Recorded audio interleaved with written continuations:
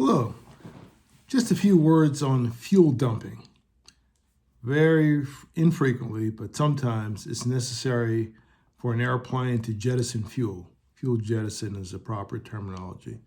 And this can come as a result of having to make a landing shortly after takeoff because of something that has gone awry, something that is amiss.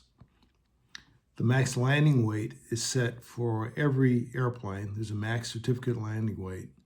And the only way an airplane can change weight after departure is to burn fuel or get rid of the fuel. That's not going to happen unless there's some dire emergency. If an airplane has to return, perhaps it's going on a long flight and it's full of fuel and has to return for some reason, you get two choices. You can fly around long enough to burn down the fuel naturally, or you can jettison the fuel, commonly referred to as fuel dumping. This is something that's really, really serious. The fuel jettison and fuel dumping typically should occur at an altitude generally above 6,000 feet in an area that the FAA designates. If the airplane's already at altitude high up and has to jettison for some reason, no big deal. That fuel will evaporate in the air.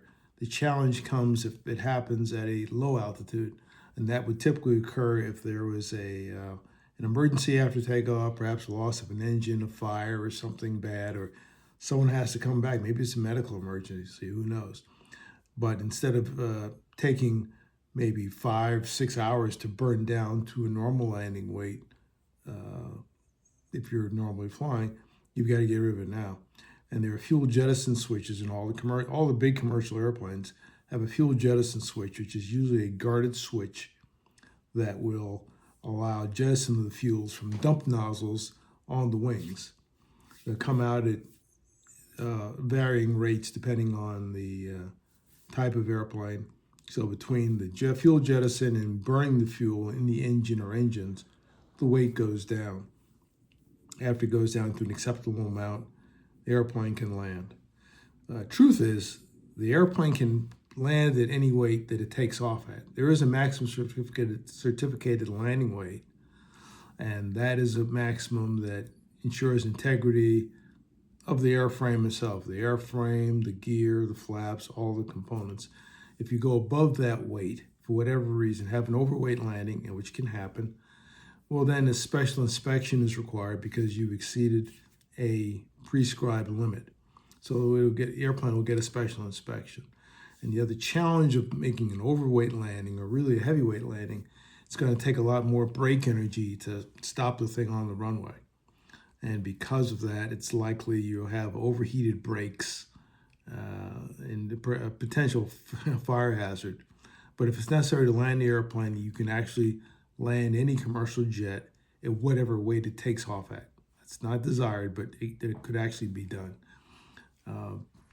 There was an incident not too long ago involving I think a Delta jet out of Los Angeles. They had a problem. I think they were going to Japan and lost an engine and started to dump fuel. Well, they weren't at a very high altitude, and normally that fuel would evaporate before it hit the ground, but in this case, he started to dump at a low altitude over a populated area, and some of the people got sprayed with the remnants of the fuel, which are, hydrocarbons and things that are potentially carcinogenic.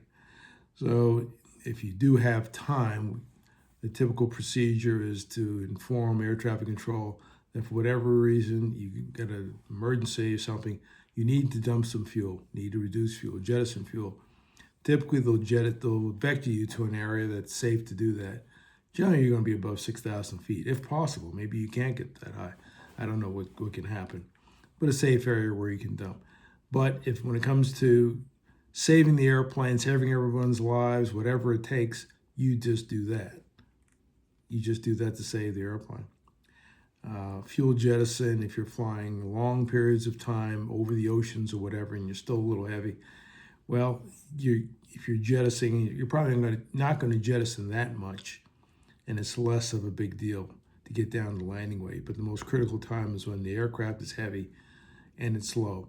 But sometimes, I flew cargo for many years, and an aircraft full of cargo is going to weigh more than people. Cargo weighs more than people, a lot more than people. And there are many times I made maximum weight takeoffs. And if we lost an engine in the mountains or whatever, we'd be jettisoning right away, because even as big and mighty as those engines are, the laws of physics sometimes limit how quickly you can climb, and that may be critical. So the pilots may have to jettison fuel when they have to save the aircraft and everyone else. Those are extreme situations, and they're very, very rare. I really can't think of one offhand, but they have the procedures in there just in case one has to do that. So that's just a few words on fuel jettison, and I hope you guys have a safe trip next time you go somewhere.